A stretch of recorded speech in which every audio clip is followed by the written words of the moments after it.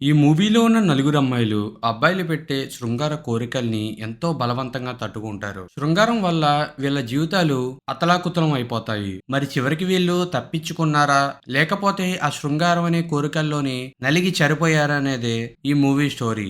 Movie starting లోని రాణి and లత అనే ఇద్దరు అమ్మాయిలను చూపిస్తారు. వీళ్ళది రాజస్థాన్ లోని ఒక చిన్న పల్లెటూరు. ప్రెసెంట్ వీళ్ళిద్దరూని రాణి కొడుక్కి పెళ్లి చూపులను చూస్తాకి పక్కూరికి వెళ్తున్నారు. వీళ్ళిద్దరూ బస్సులోంచి తలకాయ బయటికి పెట్టి ఈ గాలి ఎంతో బాగుంది, ఇలాగే జీవితాంతం ఉంటే బాగుంటుంది అని ఫీల్ అవుతూ ఉంటారు. ఈ సిచ్యువేషన్ ద్వారా మనకు అర్థమవుతుంది వీళ్ళిద్దరి జీవితాల్లోని అసలు ఆనందమే లేదు అని. తర్వాత వీళ్ళు దిగవలసిన ఊరు వస్తుంది. వీళ్ళిద్దరూ పెళ్లి చూపులకి వెళ్తారు. అక్కడ 14 సంవత్సరాలు ఉన్న ఒక పాప పెళ్లి కూతురి కింద కూర్చుని ఉంటుంది. దీని ప్రకారంగా మనకు అర్థమవుతుంది ఇక్కడ ఒక బాల్య వివాహం జరుగుతుంది అని. రాణికి పొడుగు చుట్టూ ఉన్న అమ్మాయి అంటే ఇష్టం. తన కోడలికి కూడా పొడుగు చుట్టూ ఉన్నందుకు మీ అమ్మాయి నాకు చాలా బాగా నచ్చింది, మంచి ముహూర్తం చూసి పెళ్లి చేద్దామని అంటుంది. పెళ్లి కూతురు తండ్రి నాకు ఒక 4 లక్షలు కట్నం కావాలి అని అంటాడు. ఎందుకంటే ఈ ఊర్లోని అమ్మాయిలు తక్కువగా ఉంటారు, అబ్బాయిలు మాత్రం గుట్టలు గుట్టల కింద ఉంటారు. అందుకే ఎదురు కట్నం ఇచ్చి మరీ అబ్బాయిలు అమ్మాయిల్ని పెళ్లి చేసుకుంటూ ఉంటారు. అదే సమయంలో రాణి కొడుకు రాణికి ఫోన్ చేసి అమ్మాయి ఎలా ఉంది, బాగుందా, నీట్గా అన్ని చెక్ చేసి పెళ్లిని ఫిక్స్ చేయి, లేకపోతే నా ఫ్రెండ్స్ నన్ను ఎగతాళి చేస్తాడు అని అంటాడు. రాణి అమ్మాయి చాలా బాగుంది అని ఫోన్ కట్ చేసి కట్నం డబ్బులు ఇవ్వడానికి ఒప్పుకుని పెళ్లిని ఫిక్స్ చేస్తుంది. రాణి కొడుకు వయసు 16 సంవత్సరాలు. ఈ వయసులోనే ఈ బిడ్డ అమ్మాయిల దగ్గరికి వెళ్ళడం, అలాగే మందు తాగటం, జులాయి కింద తిరగటం అన్ని అలవాట్లు నేర్చుకుని ఉంటాడు. ఈ ఊరు గురించి ఇంకా బాగా మీకు తెలియాలి అంటే ఈ ఊర్లో జరిగిన ఒక పంచాయతీ గురించి చెప్పాలి. కొన్ని రోజుల ముందు ఈ ఊరి నుంచి పెళ్ళయి అత్తగారి ఇంటికి వెళ్ళిన ఒక అమ్మాయి తన వాళ్ళు తనని సరిగ్గా చూసుకుంటాం లేదు అని అమ్మగారి ఇంటికి వచ్చేస్తుంది. ఈ ఊరి పెద్దలందరూ ఒక మీటింగ్ పెట్టి నువ్వు పెళ్ళయి ఈ ఊరిని వదిలి వెళ్ళిపోయావు, ఇంకా నీకు ఈ ఊరికి సంబంధం లేదు, నువ్వు మీ అత్తగారి ఇంటికే వెళ్ళిపో అని అంటారు. ఈ అమ్మాయి మాత్రం నేను పుట్టింది పెరిగింది ఇదే ఊర్లోని, మా అమ్మ నాన్న కూడా ఈ ఊర్లోనే ఉన్నారు, నేను ఈ ఊర్లోనే ఉంటాను, నేను ఎక్కడికి వెళ్ళను అని అంటుంది. కానీ అక్కడ ఉన్న వాళ్ళు ఎవరుని ఆ అమ్మాయి అసలు ఎందుకు అలాగంటుందో అడిగి తెలుసుకోరు. అందరూ వాళ్ళ ఊరు పరువు గురించి ఆలోచిస్తూ ఆ అమ్మాయిని అత్తగారింటికి పంపించడానికి ఫోర్స్ చేస్తూ ఉంటారు. ఇక ఆ అమ్మాయి కూడా తన మనసులో బాధ బయటికి చెప్తుంది. ఆ ఇంట్లో ఉన్న వాళ్ళందరూని నన్ను ఒక బొమ్మలాగా చూస్తున్నారు, నా హస్బెండే కాకుండా నా మామగారు అలాగే అతని కొడుకులు అందరూ కూడా నన్ను ఫిజికల్ గాని చాలా హింసిస్తూ అందరూ నాతో ఇంటిమేట్ అవుతున్నారు, ఆ నరకంలో నేను ఉండలేను అనే అమ్మాయి ఏడుస్తూ ఉంటేని ఆ ఊరి పెద్దలు అలాగే ఈ అమ్మాయిని కన్నా తల్లిదండ్రులు కూడా ఏం జరిగినా గానీ నువ్వు అక్కడే ఉండాలి అని పంపించేస్తారు. ఇది ఈ ఊరు పరిస్థితి. ఈ ఊరిలో ఉన్న చాలా మంది అబ్బాయిలందరూ కూడా అమ్మాయిని ఒక సెక్స్ వర్కర్ కింద వాడుకుని వదిలేసి ఒక బొమ్మలాగే చూస్తూ ఉంటారు. ఇక్కడి నుంచే ఈ మూవీలోని అసలు స్టోరీ మొదలవుతుంది. అయితే ఈ ఊర్లోని కిషన్ అనే చదువుకుంది వ్యక్తి ఉన్నాడు.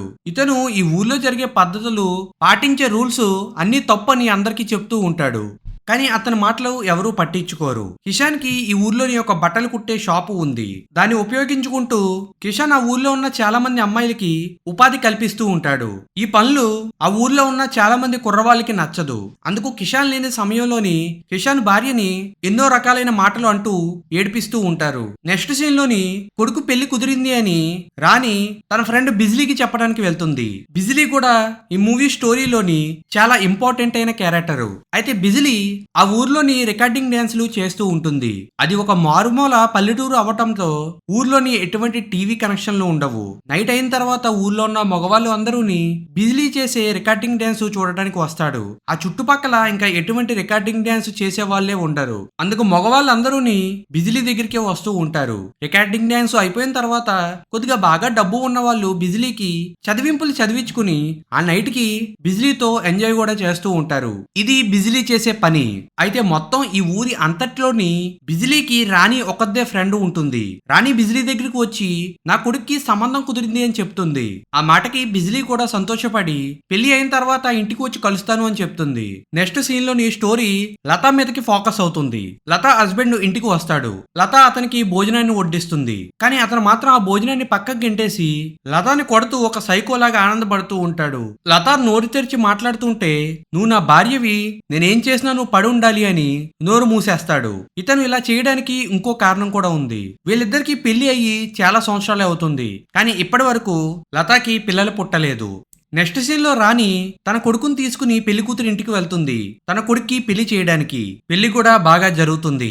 కానీ రాణి కట్నం డబ్బుల్లో 1,00,000 రూపాయలు తక్కువ ఇవ్వడంతో పెళ్లి కూతురు తండ్రి పెళ్లి కూతురు జుట్టుని కట్ చేసి అత్తగారి ఇంటికి పంపిస్తాడు.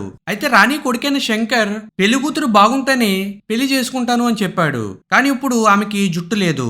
దాని వలన శంకర్ ఫ్రెండ్స్ అందరూ అతన్ని చూసి నవ్వుతూ ఉంటారు. కరెక్ట్ గా అదే సమయంలోని కొత్త జంటని పలకరించడానికి రాణి ఫ్రెండ్ బిజిలీ అక్కడికి వస్తుంది. తనని చూడగానే రాణితో పాటు ఆ ఊర్లో ఉన్న వాళ్ళందరూ షాక్ అయిపోతారు. ఎందుకంటే బిజిలీ ఒక వ్యభిచారి. బిజిలీ సారీ రాణి, నా ఫ్రెండ్ కొడుకు పెళ్లి అని ఆపుకోలేక వచ్చేసాను.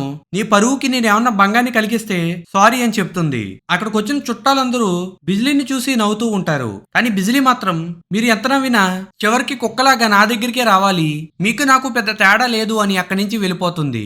ఒకవైపు ఈ పెళ్లిని అవమానంగా భావించిన శంకరు ఒక 2 రోజులు ఇంట్లోంచి బయటికి వెళ్ళిపోయి ఫుల్లుగా తాగి ఇంటికి తిరిగి వచ్చి తన భార్యని బలవంత పెడతాడు. ఒకవైపు ఈ అమ్మాయికి జరిగింది బాల్య వివాహం. లోకం గురించి ఈ అమ్మాయికి సరిగ్గా తెలియదు. భర్త ఏమో తాగి వచ్చి మృగంలాగా బిహేవ్ చేస్తున్నాడు. ఈ అమ్మాయి చాలా నరకాన్ని అనుభవిస్తూ ఉంటుంది. ఒకవైపు శంకర్ తల్లి కూడా ఏమీ అనలేకపోతుంది. ఎందుకంటే ఆమె వీళ్ళిద్దరికి పెళ్లి చేసింది. తర్వాత రోజు శంకర్ పని గురించి సిటీకి వెళ్తున్నాను అని చెప్పి ఊర్లోంచి పారిపోతాడు. ఇప్పుడు ఇంట్లోని రాణి అలాగే మళ్ళీ మాత్రమే ఉంటారు. అప్పుడే మళ్ళీని చూడడానికి ప్రతిరోజుని ఆమె ఊరి నుంచి సైకిల్ తొక్కుంటూ ఒక అబ్బాయి వస్తాడు. ఆ అబ్బాయిని చూడగానే మళ్ళీ ఫేస్ కూడా ఆనందంతో వెలిగిపోతూ ఉంటుంది. దీనితోనే మనందరికీ కూడా అర్థమవుతుంది వీళ్ళిద్దరి మధ్యన ప్రేమ ఉంది అని. కానీ మళ్ళీకి ఇప్పుడు పెళ్లి అయిపోయింది. అందుకు మళ్ళీ ఆ అబ్బాయిని కూడా చూడలేక తలుపులు వేసుకుని లోపలే బాధపడుతూ ఉంటుంది. నెక్స్ట్ సీన్ లోని రాణి ఇంటికి లత వస్తుంది. లత ఫేస్ కూడా బయటికి చూడడానికి బానే ఉంటుంది. కానీ లోపల బాధ రాణికి అర్థమయ్యి లత డ్రెస్సును విప్పి చూస్తుంది. లోపలన్నీ తన భర్త చేసిన గాయాలే ఉంటాయి. దానితో రాణి వాటికి మందును రాస్తూ తన స్టోరీని చెప్తుంది. నాకు కూడా చాలా చిన్న వయసులోనే పెళ్లిని చేశారు. నాకేమీ తెలియని వయసులోని నా భర్త బలవంతంగా నాతో చేస్తూ ఉండేవాడు. అప్పుడే నాకు శంకర్ పుట్టాడు. వాడు పుట్టిన తర్వాత నా బాధలన్నీ తీరిపోతాయి అనుకున్నాను. కానీ అప్పుడే నా భర్త యాక్సిడెంట్ లో చనిపోయాడు. అప్పటి నుంచి ఇప్పటి వరకు నేను వయసులోనే ఉన్నా. నా జీవితం అంతా నాశనం అయిపోయింది అని బాధపడుతుంది. తర్వాత వీళ్ళిద్దరూ కలిసి బిజిలీని కలవడానికి వెళ్తారు. అప్పుడు లత తనకి పిల్లలు పుట్టడం లేదు అని ఏదైనా ఒక ఉపాయం చెప్పమని బిజిలీని అడుగుతుంది. బిజిలీ లోపం మీ ఆయనలోనే ఉందేమో, నీది ఎందుకు తప్పు అనుకుంటున్నావు? నాకు తెలిసిన ఒక బాబా ఉన్నాడు, మనం అతని దగ్గరికి వెళ్దాము. కానీ అతనితో నువ్వు ఒకసారి ఇంటిమేట్ అవ్వాలి. ఆ తర్వాత కూడా నువ్వు ప్రెగ్నెంట్ అవ్వలేదు అంటే తప్పు నీలోనే ఉన్నట్టు అని బిజిలీ అంటుంది. కానీ లత మాత్రం స్టార్టింగ్ లోని ఇంటిమేట్ అవ్వడానికి ఒప్పుకోదు. కానీ చివరికి బిజిలీ లతాన్ని తీసుకుని ఆ బాబా దగ్గరికి వెళ్తుంది. ఆ రోజు ఆ గృహలోని బాబా లత ఇంటిమేట్ అవుతారు. తర్వాత రోజు పని గురించి సిటీకి వెళ్లిన శంకర్ ని కొంతమంది కట్టేసి రాణి ఇంటికి వస్తారు. వాళ్ళు అంటారు, నీ కొడుకు మా దగ్గర ఉన్న ఫ్రెష్ సరుకు కావాలి అని మా దగ్గర ఉన్న అమ్మాయిలందరినీ వాడేసి డబ్బులు ఇవ్వకుండా ఎగ్గొట్టాడు. అందుకే మేమందరం కలిసి నీ కొడుకుని కట్టేశాము. డబ్బులు ఇచ్చి మీ కొడుకుని తీసుకువెళ్ళండి అంటారు. అయితే రాణి ఇప్పటి వరకు తన కొడుకు కోసం చాలా అప్పులు చేసింది. కానీ ఇప్పుడు తన కొడుకుని విడిపించకపోతే తన కోడల జీవితం ఏమైపోతుందా అని ఆమె ఆలోచించి తను పనిచేస్తున్న కిషాన్ ఇంటికి వెళ్లి కొంత డబ్బుని అప్పు కింద తీసుకుని తన కొడుకుని విడిపించుకుంటుంది.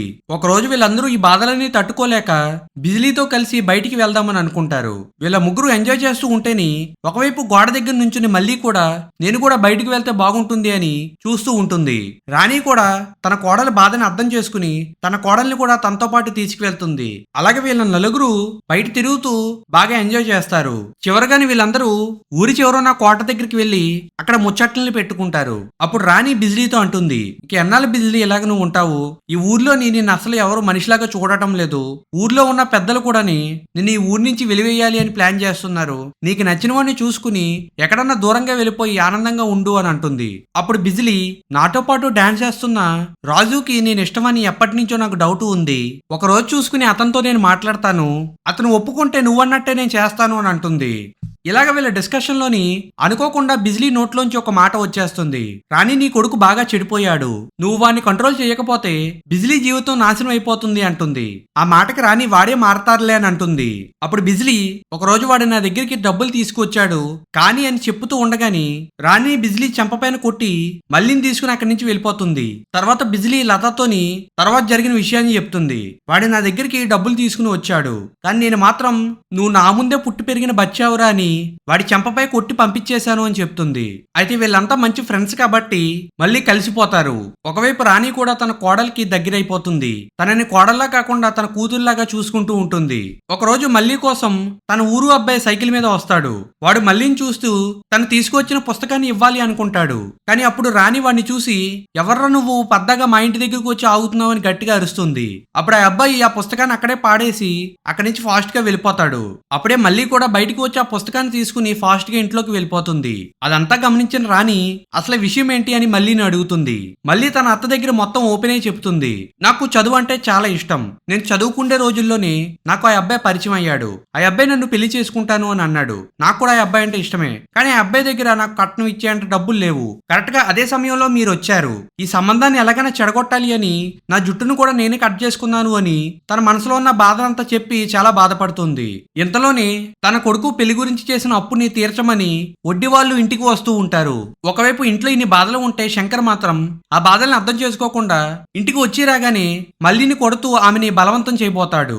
ఒకవైపు ఈ బాధనంతా రాణి తట్టుకోలేక శంకర్ ని ఇంట్లోంచి బయటికి గెంటేసి బయటికి పోరా కుక్క అని అంటుంది. శంకర్ కూడా తన బట్టలన్నింటినీ సర్దేసుకుని ఇక నేను సచ్చినా గానీ ఇంటికి రాను అని వెళ్ళిపోతాడు.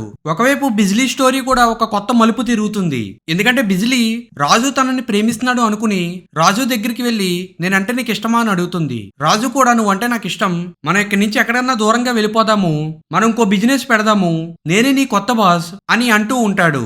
ఆ మాట వినగానే బిజ్లీ గుండె పగిలిపోతుంది. ఎందుకంటే ప్రతి ఒక్కళ్ళు బిజ్లీ శరీరాన్నే కావాలి అని అనుకుంటారు. ఆమె మనసును ఎవరు అర్థం చేసుకోలేకపోతారు. అయితే ఒకవైపు లతాకి ఆ స్వామీజీతో కలిసిన తర్వాత నిజంగానే కడుపు వస్తుంది. దానితో లత తన హస్బెండ్ దగ్గరికి వెళ్లి నేను ప్రెగ్నెంట్ అయ్యాను, ఈ బిడ్డ నీ బిడ్డే అని అంటుంది. దానితో లత భర్త నువ్వెవరితో పడుకున్నావో చెప్పు అని లత కడుపులో తన్నుతాడు. లత ఏడుస్తూ లేదండి ఈ బిడ్డ నీ బిడ్డే అని అంటుంది. అప్పుడు తను లతని గట్టిగా కొడుతూ అసలు నాకు పిల్లలే పుట్టరు, నువ్వెవరితో పడుకున్నావే అని అంటాడు.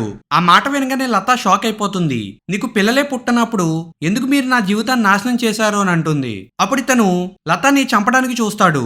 అప్పుడే అక్కడికి వచ్చిన రాణి అతన్ని పక్కకు తోసేసి లతాని కాపాడుతుంది. కానీ వాడు మాత్రం వెళ్లి దీపం పైన పడతాడు. ఆ మంట అంటుకుని వాడు కాలి చెడిపోతాడు. లత కూడా ధైర్యం వదిలిపోయింది అని అనుకుంటుంది. తర్వాత వీళ్ళ ముగ్గురు ఒక దగ్గరికి చేరతారు. కానీ రాణికి మాత్రం మళ్ళీ విషయంలోని ఒక బాధ్యత మిగిలిపోయింది. అందుకు రాణి తన ఇంటిని అమ్మేసి అలాగే మళ్ళీ ప్రేమిస్తున్న అబ్బాయిని కూడా పిలిపించి మళ్ళీకి ఆ డబ్బుని ఇచ్చి మీరిద్దరు ఎక్కడికన్నా దూరంగా వెళ్ళిపోయి హాయిగా బతకండి, అలాగే నీకు ఏ అవసరం వచ్చినా నాకు ఫోన్ చెయ్యి, నేను కూడా వచ్చి నీ దగ్గరికి చూస్తూ ఉంటాను అని చెప్తుంది. అలాగే రాణి వల్ల మళ్ళీకి ఒక కొత్త జీవితం లభిస్తుంది. తర్వాత రాణి బిజ్లీ లత కలిసి ఆ ఊరిని విడిచిపెట్టి దూరంగా వెళ్ళిపోయి హాయిగా బతకాలి అని నిర్ణయం తీసుకుంటారు. ఇక ఈ సీన్ తోనే ఈ మూవీ ఎండ్ అయిపోతుంది.